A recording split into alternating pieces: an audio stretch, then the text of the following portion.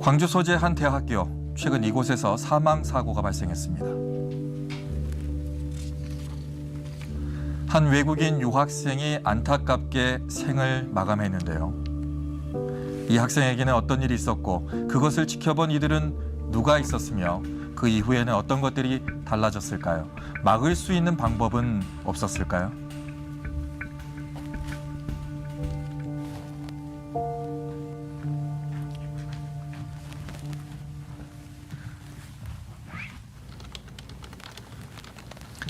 해당 사건을 보도한 교내 신문사를 찾았습니다. 사망한 학생과 평소 알고 지내던 유학생들과의 인터뷰를 통해 취재한 내용입니다. 5월 22일에 유학생이 나체로 이제 학내를 돌아다닌다라는 이야기는 들었는데 무슨 상황인 건지 좀 전반적으로 파악을 했던 것 같아요. 학교 커뮤니티에 올라온 사진 한 장. 이 소식은 짧은 시간 안에 퍼져나갔고 해당 학생은 공연 음란 혐의로 경찰에 조사를 받았습니다. 우선은 북구경찰서에 연락을 했었는데 경찰서에서 조사를 받았는데 그 내용이 우울증이나 정신적인 질환이 있었다라고 해서 풀려나셨고 기숙사에 돌아가서 혼자 계셨는데 그 다음 날에 그 유학생이 생활관에서 사망했다라는 이야기를 들었고 불과 이틀 만에 벌어진 사고. 하지만 이를 통해 외국인 유학생들의 학교 생활 문제가 수면 위로 떠올랐습니다. 유학생들은 사망한 친구를 추모하기 위해 지난 27일 추모 집회를 열었고 8가지 요구를 담은 청원서를 학교에 제출했습니다. 사건에 대한 경찰과 학교의 대응에 대한 평가, 연구 환경 개선, 재발 방지를 위한 시스템 구축과 같은 내용이 담겨 있습니다. I meet him in prayer room because he was Muslim and I'm also Muslim. So sometimes he came there to participate in prayer. So actually in here around, I think around 150 or 200, I don't know exactly, international students and some postdoctoral researchers also together gathered in here in the campus. When we come to here, all of the students was one point gathered that we need some support. Actually, sometimes some international students come in Korea or any other country actually. So sometimes they don't have the support in the academic side that how they can get started their work or something. Because in the lab, always there is some stress, there is some workload that to get some result or something. It's normal. But some international students, they don't know how to handle it. They try to understand some people, but for language problem, sometimes they could not able to make understanding with the other lab students. So that may be more depressed or something. 현재 광주에서 공부하고 있는 외국인 유학생은 5,600여 명. 그 수는 꾸준히 증가하고 있습니다. 신입생이 줄어들면서 지역 대학들은 외국인 유학생 유치에 사활을 걸고 있지만 언어 장벽과 문화 차이와 같은 문제들을 해결할 수 있는 지원책은 부족한 상황인데요. 저는 한국에서 2018년부터 계속 여기서 광주에서 생활하고 있습니다. 저는 연구실에서 친구들 10명 정도 다 한국분이. 네, 저는 밖에 외국인 없어요. 저희 좀 한국 사무실 문화 좀 차이가 있으니까 적응시기가 좀 걸렸어요. 인간관계 상관도 있어요. 인간관계.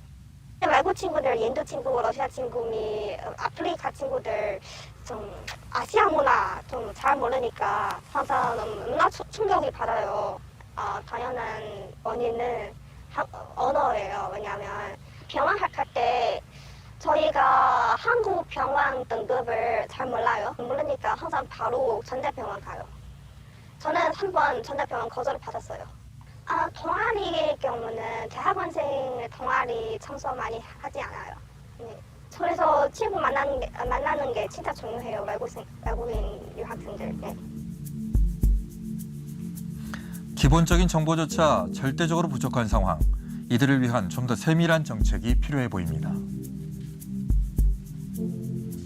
When the guy cycled in the campus nakedly, right? So that time when the police took him, maybe we feel as an international student, he could have some more mental support in the hospital, not to get him discharged to the dormitory, right?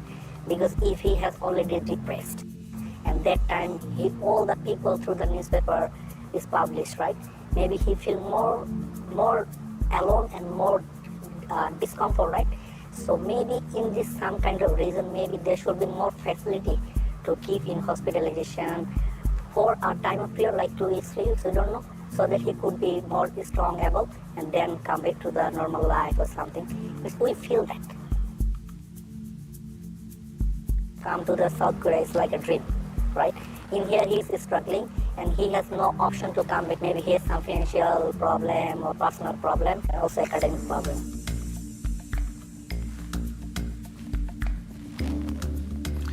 학교에도 유학생들을 위한 제도는 존재합니다. 하지만 실질적으로 이용하기 위해선 보완해야 할 부분이 많습니다. 사실 외국인 유학생 동아리라든지 버디 프로그램이라고 이런 프로그램들이 학교에 있는데 그게 잘 되어가고 있나 그런 것들까지는 잘 모르고 있었던 것 같아요. 제도적인 차원에서 학교에서 좀 더 볼 필요는 있겠다라는 생각을 했던 것 같아요. As an international student in here, I don't know there is any support or not. So maybe should be more awareness so the international student could have some knowledge about this, concern about this, I think. 학교뿐만 아니라 지역사회에서도 함께 관심을 갖고 폭넓은 지원 체계를 갖춰야 합니다. 외국인 유학생들이 겪는 스트레스는 크게 이제 두 가지 측면이 있겠는데, 첫 번째는 이제 모국을 떠나서 왔다라는 점 때문에 언어적 문화적 스트레스가 아무래도 있겠고요. 두 번째로는 이제 가족을 떠나 있기 때문에 지시 체계가 결여되어 있어서 받는 스트레스가 있겠습니다.